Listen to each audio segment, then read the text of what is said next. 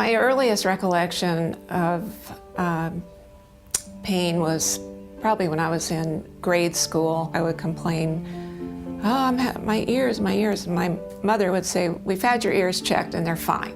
And basically, I think that that's where it started and eventually down into my lower back.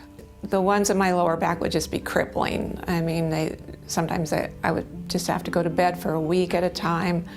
And my left hip would always be lifted up into a very uncomfortable position where I just couldn't unfreeze it.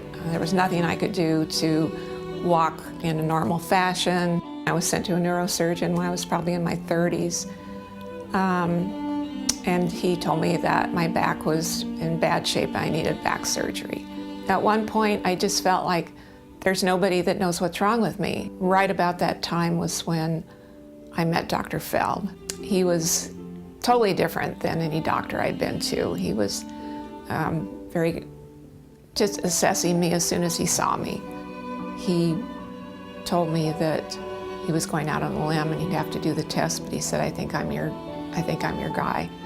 He started yelling, I got it. He was so excited, and I said, what? And he said, what do you mean, what?